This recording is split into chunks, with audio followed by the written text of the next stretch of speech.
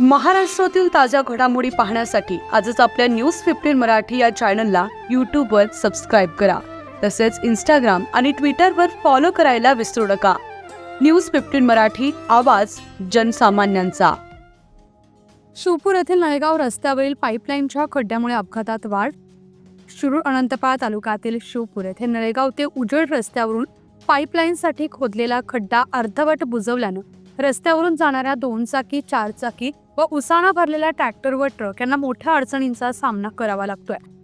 हा खड्डा संबंधित विभागानं तात्काळ दुरुस्त करण्याची मागणी 20 डिसेंबर रोजी करण्यात आली आहे. लिंबाळवाडी तालुका चाकूर येथील ग्रामपंचायतीनं घरणी मध्यम प्रकल्पातून गावाकडे शिवपूर येथून पाईपलाईन घेऊन गेली. ज्या रस्त्यातून पाईपलाईन गेली तो रस्ता अर्धवट बुजवल्यानं वाहनधारकांना रात्रीच्या वेळी अडचण होती, तर अनेक किरकोळ अपघातही घडतात.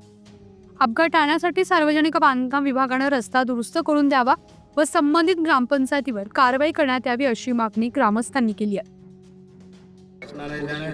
ज्याने म्हणून ज्या ग्रामपंचायतनं म्हणा ज्या रोड कारकुनं वर्षांना याला ज्या पाईपलाईन खणण्यासाठी परवानगी दिलेली आहे, ते पैसे खाऊन ते परवानगी दिलेली आहे. त्याचं काम आहे हे बोजून घ्या म्हणण्याचं. या जर एखाद्याचा जीव गेला, ॲक्सिडेंट झाला, त्याला कोण जबाबदार? त्याला प्रशासन ही जबाबदार राहणार.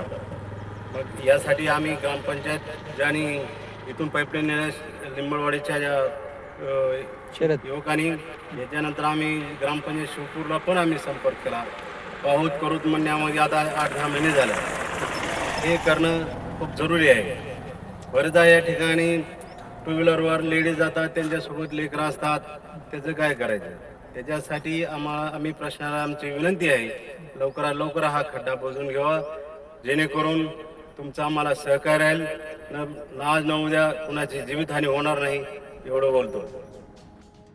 न्यूज 15 मराठीसाठी सुधाकर सूर्यवंशी, शिरूर अनंतपाळ, लातूर.